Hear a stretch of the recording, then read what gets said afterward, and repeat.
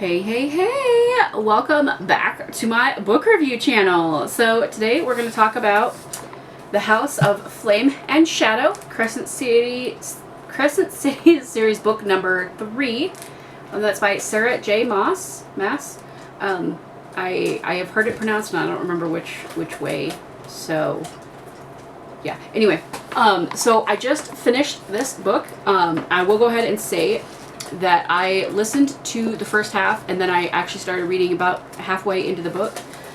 Very, very much, it's a lot better when you actually read it versus listening to it. There's stuff that it's not quite as intense when you're listening to it, which is weird to me because they do, you know, these books, the way that they're narrated and the way that they're read, they use different voices for the different characters. Like there's, you know, there's a lot of voice acting that goes into it and it's very good.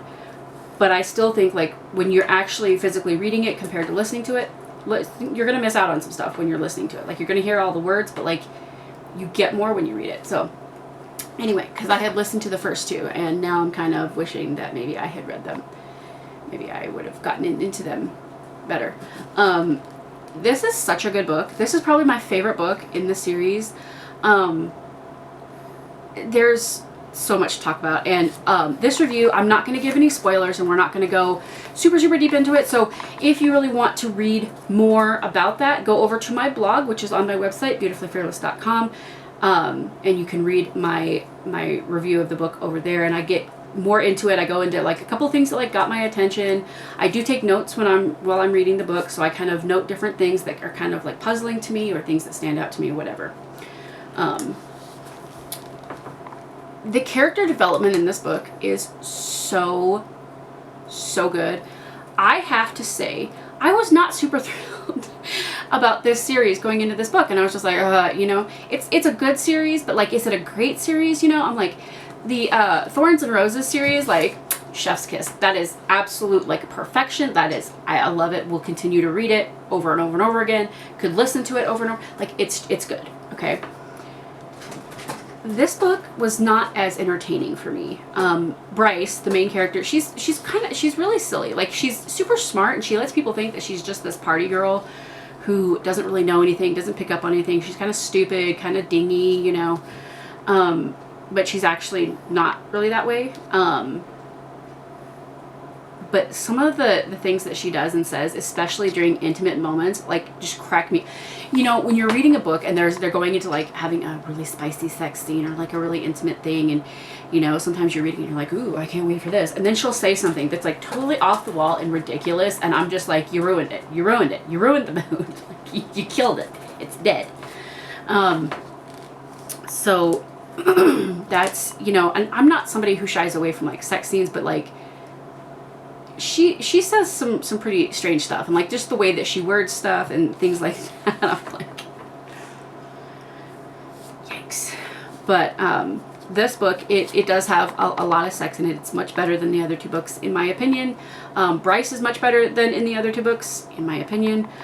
This review is, of course, all of my thoughts and opinions, and you're welcome to disagree. Just please be respectful of me and each other in the comments.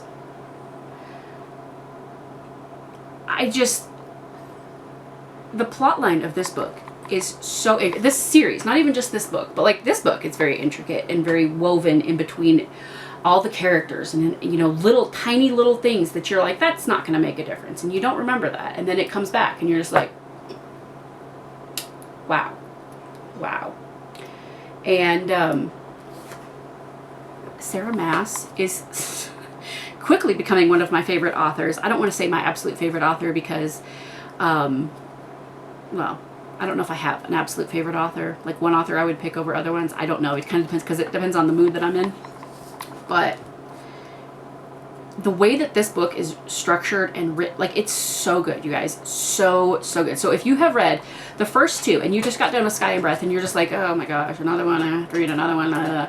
Well, first off, number one, you don't have to. You can stop the series there. If it doesn't thrill you or entertain you, you can stop. You can put the book down. Even if you get to the very last page and you're like, oh, this is so stupid, you can put it down in a book. It doesn't matter. But I promise you that this book is so much better than the other two.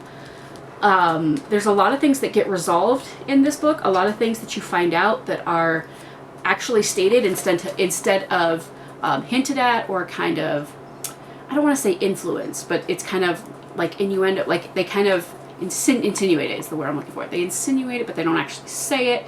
And there's a lot of things that are put out there in this book, and a lot of things that, you know, you think you see where a story is going. You know, if you're an avid reader, especially of like the fantasy, I don't know what that is, fantasy mystery. But you know, after reading The Thorns and Roses, I was thinking about, you know, where this story could possibly go. I read a lot of mystery thrillers, you know. I'm really into like true crime, and not just like true crime, but like, you know, murder mysteries books, right?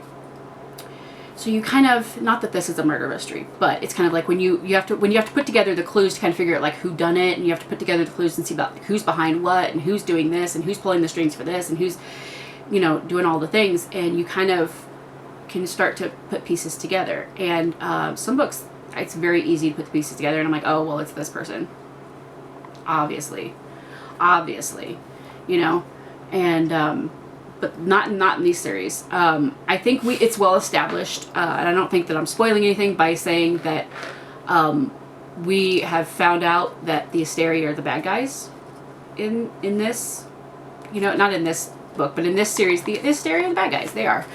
And they're portrayed as the good guys and these all-knowing figures. And I don't think that the author meant for this to come off this way, but one thing that I did note was that some of the ways that they were talking about the Asteri and how they feed off of the citizens, right, to power themselves and to fuel themselves, and they look at them as just chattel, and they're nothing, right? They would be nothing without the people underneath them.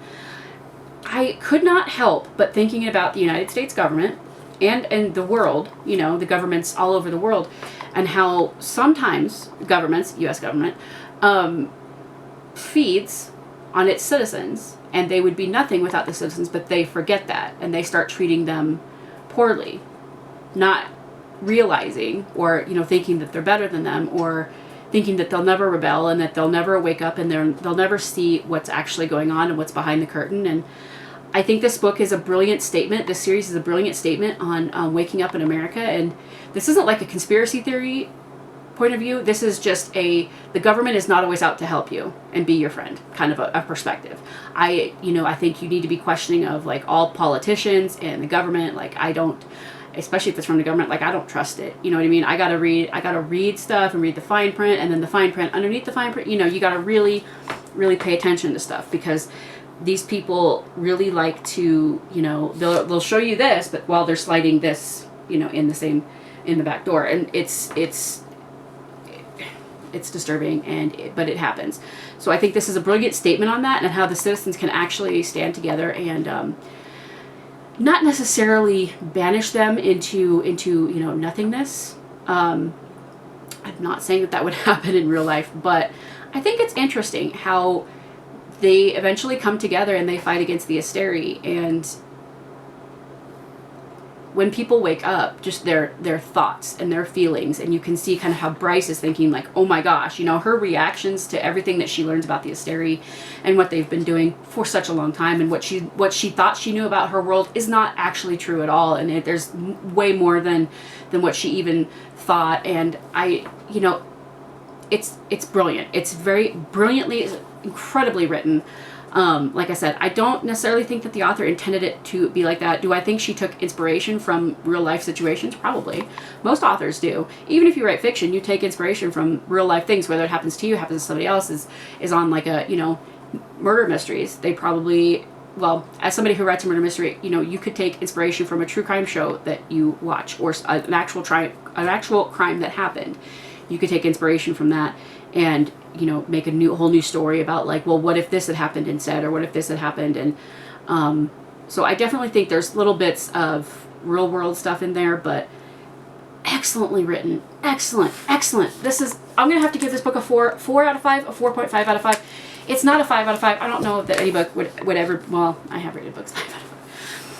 But it's very, very close. This book was a pleasure to read. I could not put it down. I cried so hard at the end, and I'm still kind of puzzled as to why. But it touched me. I cried when I read it, and I cried when I listened to it, and I'm just like, I didn't know it meant that much to me. But anyway, it's a very, very good book. If you've read the first two and you're kind of on the fence about reading the third one, definitely grab it. Definitely read it. I promise you won't be disappointed. It's a very long book. There's 102, 103 chapters. It's a lot, you guys. There's a lot, but you're not going to be disappointed. It kind of wraps everything up, I don't want to say wraps everything up, because we know that there's going to be like another book in this series, but it kind of ties certain things together. And like, again, in this book, things that you find out that you learned in the first book start to make sense in this book, and you're just like, you know, just things that you maybe picked up on all along. And I don't want to specify what it is, but there are certain storylines and certain characters that you kind of pick up certain things about them, and you kind of think things about them, and then towards the end it actually happens, and you're just like, I was right. You know, about little things like that. Like, I feel like I predicted some of the things, you know. I was like, well, this is probably where it's going to go, and this is what's probably going to happen. But like, a big picture, did not expect it, did not predict it, could not have predicted it. Very well done, very well written. Character development is awesome. The plot is okay. I think the plot is very descriptive as far as the different, where she goes, and the different parts of the land, the world that she's in, and it's kind of descriptive.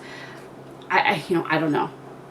In my opinion, it was just okay. So, if you have read this book, let me know what you think in the comments below. If you liked it, if you didn't like it, if you didn't make it all the way through, let me know what you think. All of the things down in the comments below.